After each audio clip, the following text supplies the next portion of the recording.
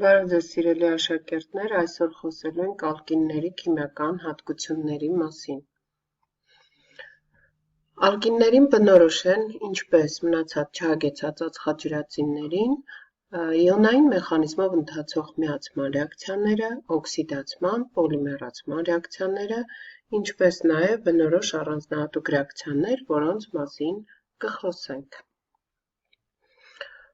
Ալկինների միացման ռեակցիաներին է պատկանում նրանց հալոգենացման ռեակցիան։ Այս նկարում տեսնում ենք ացետիլենի բրոմացման ռեակցիան, ընդ որում բրոմացումը կամ առհասարակ հալոգենացումը ընթանում է փուլերով։ Այստեղ տեսնում ենք 1,1,2,2 տետրաբրոմ էթանի առաջացման ռեակցիան։ Նկարում պատկերված է բրոմաջուրը, որի գունազրկում է տեղի ունենում փոխազդեցության ընթացքում։ Մենք գիտենք, որ բրոմաջրի գունազրկումը համարվում է չհագեցած կապի կամ բազմակի կապերի հայտնաբերման ռեակցիա։ Հիդրման ռեակցիան ջրածնի հետ փոխազդեցության ռեակցիան է։ Այստեղ տեսնում ենք ալկինների փոխազդեցությունը ջրածնի հետ, այսինքն ալկինների հիդրման ռեակցիան, ընդ որում հիդրումը իրականացվում է բարձր ջերմաստիճանում և նիկելի, պլատինի կամ պալադիումի կատալիզատորների առկայությամբ, ինչպես հալոգենացման ռեակցիան, այնպես էլ հիդրման ռեակցիան կարող է ընթանալ փուլերով։ Կարող է տեղի ունենալ մեկ պիկ կապի հաշվին ալկենի առաջացում և երկու պիկ կապերի բացման հաշվին ալկանների հիդրում։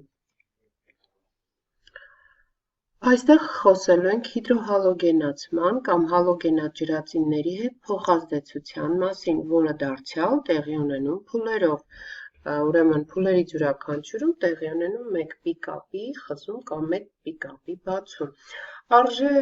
հիշատակել, արժե նշել, որ ի տարբերություն ալկինների հիդրոհալոգենացումը ընթանում է համեմատաբար ավելի դժվար և տեղի ունենում կատալիզատորի առկայությամբ։ Ինչպես նշված է ռեակցիաներում, որպես կատալիզատոր օգտագործվում է սնդիկի լուծելի աղերը, այսինքն սնդիկի իոնները։ Այստեղ ևս տեսնում ենք հիդրոհալոգենացման փուլային ընթացքը։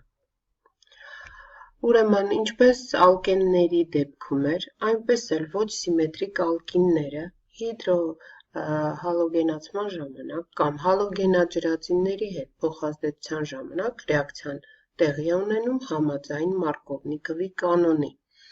Այն է, հալոգենաջրածինների միացման դեպքում ջրածինը միշտ միանում է եռակի կապ պարունակող այն ածխածնին, որը առավել հիդրված է։ Այս դեպքում մենք տեսնում ենք 2 բրոմ պրոպենի առաջացումը։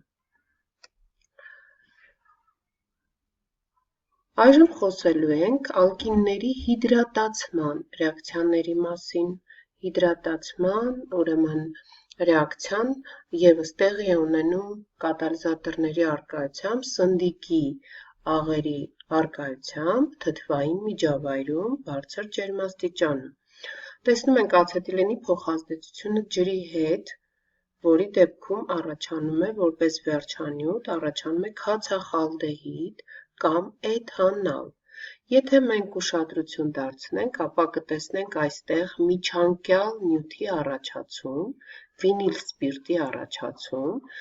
որը խիստ անկայուն է, քանի որ կրկնակի կապի մոտ գտնվող ածխածնի ատոմի մոտ առկա է OH խումբ, իսկ այս դեպքում միացությունը լինում է անկայուն և տեղի է ունենում ատոմների վերախմբավորում և քացախալդեհիդի կամ էթանալի կամ ացետալդեհիդի առաջացում։ Այս ռեակցիան ացետիլենի փոխազդեցությունը ջրի հետ կոչվում է Կուչերովի ռեակցիա, քանի որ առաջին անգամ իրականացրել է Կուչերովը։ Նշենք նաև, որ բացի ացետիլենից մնացած ալկինները ջրի հետ փոխազդելիս, հիդրատացնելիս առաջանում են կետոններ։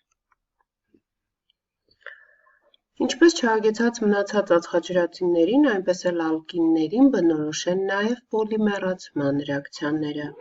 Պոլիմերացման ռեակցիաներից արժե հիշատակել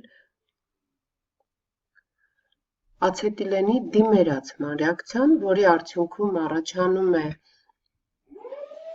որի արդյունքում առաջանում է վինիլ ացետիլեն։ Անվանումը առաջացել է այն պարզ պատճառով, որ մոլեկուլում կարծես թե ացետիլենի մոլեկուլում մեկ ջրածնի ատոմը տեղակալված լինի վինիլ խմբով։ Ինչպես տեսնում ենք, ռեակցիան տեղի ունենում պղնձի միարժեք քլորիդի առկայությամբ։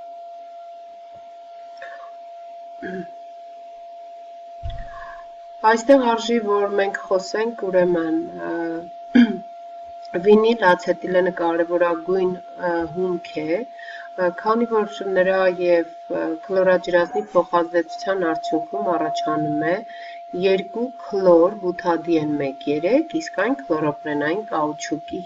հումքն է։ Այստեղ խոսք է գնում ացետիլենի տրիմերացման մասին։ Ացետիլենի տրիմերացումը 3 մոլեկուլ ացետիլենի ուրեմն փոխազդեցության արդյունքում բենզոլի առաջացումն է։ Ուրեմն 3 մոլեկուլ ացետիլենից բենզոլի առաջացման համար որպես կատալիզատոր հանդես է գալիս ակտիվացած ածուխը, ինչպես նաև 450-ից մինչև 600 աստիճան ջերմաստիճան է անհրաժեշտ, որպեսզի ապահովենք։ Այս ռեակցիան կոչվում է Զիլինսկու ռեակցիա։ Ուրեմն պոլիմերացման ռեակցիաներից խոսեցինք, ացետիլենի դիմերացումից և տրիմերացումից ստացվող նյութերի մասին և այդ ռեակցիաների համար անհրաժեշտ պայմանների մասին։ Այժմ խոսենք ալկինների օքսիդացման ռեակցիաների մասին։ Ուրեմն ալկինները, ինչպես ցանկացած չհագեցած ածխաջրածին, ընդունակ է օքսիդանալու։ Ընդ որում ալկինների պարագայում ուրեմն կախված այսպես օքսիդիչի բնույթից և միջավայրից կարող է տեղի ունենալ մեղմ օքսիդացում, կարող է տեղի ունենալ խիստ օքսիդացում։ Այստեղ տեսնում ենք կալմի պերմանգանատի հետ ուրեմն ացետիլենի փոխազդեցությունը։ Այս դեպքում տեղի է ունենում ացետիլենի մեղմ օքսիդացում, օքսիդացումը տեղի ունենում չեզոք միջավայրում կամ թույլ հիմնային միջավայրում և որպես վերջանյութ վարդագույն գունավորումը անհետանում է, գունազրկվում է և առաջանում է գորշ նստվածք։ Գորշ նստվածքի առաջացումը պայմանավորված է մանգանո 2-ի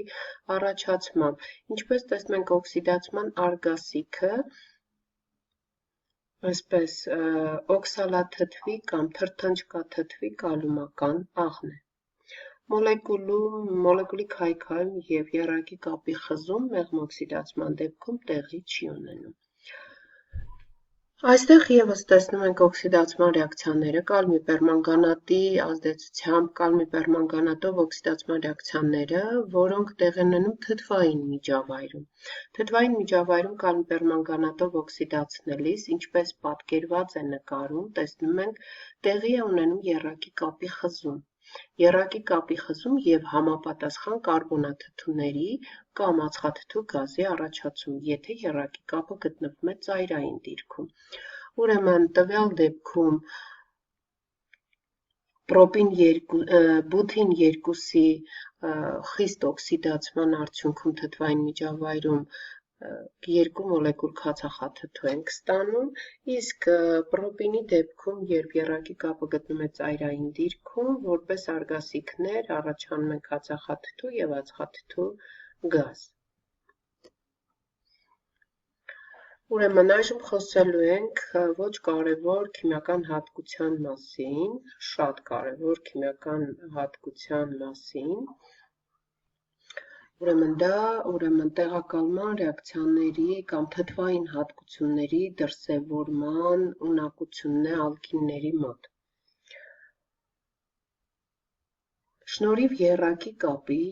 կապի մոտ գտնվող ածխածնի ջրածինը, ածխածնին միացած ջրածինները դառնում են ուրեմն ավելի շարժուն և ընդունակ են լինում տեղակալվելու մետաղի ատոմներով, դրսևորելով թթվային հատկություններ, որն է սրա պատճառը, որ շնորհիվ եռակի կապի ածխածնի ատոմները ուրեմն ձեռք են բերում ավելի մեծ էլեկտրաբացականություն կապի ամրության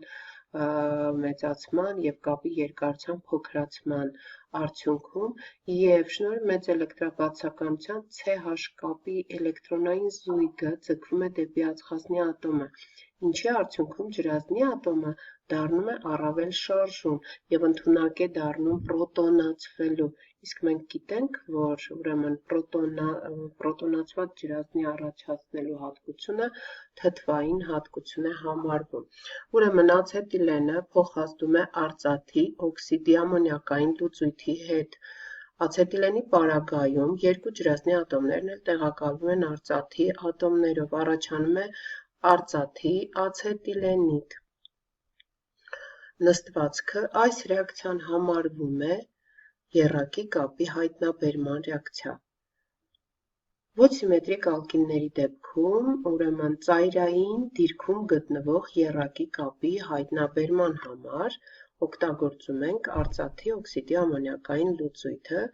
և նստվածքի առաջացումով հայտնաբերում եռակի կապը։ Այս դեպքում պրոպին 1-ի և արծաթի օքսիդի ամոնիակային լուծույթի փոխազդեցության արդյունքում առաջանում է արծաթի մեթիլ ացետիլենիդի նստվածքը։ Այսպիսով, մենք խոսեցինք ուրեմն ալկինների թթվային հատկություններ դրսևորելու ունակության մասին, այն է ուրեմն ացետիլենիդներ առաջացնելու հատկությունը և դա տեղի էր ունենում եռակի կապ պարունակող ածխազնի մոտ եղած ջրածնի ատոմը մետաղի ատոմով տեղակալելու արդյունքում։ Նշենք նաև, որ մետաղների ացետիլենիդները պայթուցիկ նյութեր են։ Այսպիսով, մենք այսօր խոսեցինք ալկինների քիմիական հատկությունների մասին, այժմ ամբողջ ասվածը փորձենք մի քանի նախադասությամբ ամփոփել։ Մենք խոսեցինք միացման ռեակցիաների մասին, որոնք ընթանում էին իոնային մեխանիզմով և կարող էին ընթանալ փուլերով։ Մենք խոսեցինք հալոգենացման ռեակցիաների մասին, հալոգենացման ռեակցիաների մասին, խոսեցինք հիդրման ռեակցիաների մասին, ընդ որում հիշում ենք, որ հիդրման ռեակցիաների դեպքում օգտագործվում էր նիկելի կատալիզատոր բարձր ջերմաստիճան, կարող էին օգտագործվել նաև այլ մետաղների, օրինակ պալադիումի կամ պլատինի կատալիզատորներ։ Հալոգենացման ռեակցիաներից հիշենք, որ բրոմացման ռեակցիան հանդես էր գալիս որպես չհագեցած կապի հայտնաբերման ռեակցիան, որովհետև տեղի էր ունենում դեղնագորշավուն բրոմաջրի գունազրկում։ Միացման ռեակցիաներից խոսեցինք նաև հալոգենաջրածինների միացման ռեակցիան և այստեղ պարտադիր է, որ մենք հիշենք, որ այդ ռեակցիաները տեղի ունենում կատալիզատորի առկայությամբ և որպես կատալիզատոր հանդես են գալիս սնդիկի իոնները։ Նաև նշենք, որ ոչ սիմետրիկ ալկինների հալոգենաջրածինների հետ փոխազդեցությունը տեղի ունենում համաձայն Մարկովնիկովի կանոնի։ Նաև խոսեցինք հիդրատացման ռեակցիաների մասին, Կուչերովի ռեակցիայի մասին, Կուչերովի ռեակցիայի համաձայն ացետիլենը ջրի հետ փոխազդելով առաջացնում էր քացախ ալդեհիդ կամ էթանալ։ Դարձյալ այս ռեակցիան տեղի ունենում սնդիկի լուծելի աղերի առկայությամբ, ընդ որում պետք է հիշենք, որ ացետիլենի և ջրի փոխազդեցության արդյունքում առաջանում էր ալդեհիդ, իսկ մնացած բոլոր ալկինների հիդրատացման արդյունքում առաջանում են կետոններ։ Նաև խոսեցինք դիմերացման և տրիմերացման ռեակցիաների մասին, որպես պարզագույն պոլիմերացման ռեակցիաներ, և որոնց արդյունքում դիմերացումից ստանում ենք վինիլացետիլեն, իսկ տրիմերացումից ստանում ենք բենզոլ, արոմատիկ ածխաջրածինների առաջին ներկայացուցիչները։ Խոսեցինք ացետիլենային ածխաջրածինների թթվային հատկություններ դրսևորելու մասին, որը տեղի էր ունենում այն պարզ պատճառով, որ եռակի կապի մոտ գտնվող, այսպես եռակի կապ պարունակող ածխածինների մոտ գտնվող ջրածինները ավելի շարժուն էին։ Նաև խոսեցինք օքսիդացման ռեակցիաների մասին, մեղմ օքսիդացման ռեակցիաների մասին, որի ժամանակ մոլեկուլի քանդում տեղի չէր ունենում և տեղի էր ունենում պերմանգանատի գունազրկում և մանգանի քառավալենտ օքսիդի առաջացում, ինչպես նաև թթվային միջավայրում ալկինների օքսիդացման մասին խոսեցինք, որի արդյունքում առաջանում էին կարբոնաթթուներ, ուրեմն այստեղ մենք արդեն խոսելու ենք ալկինների, մասնավորապես ացետիլենի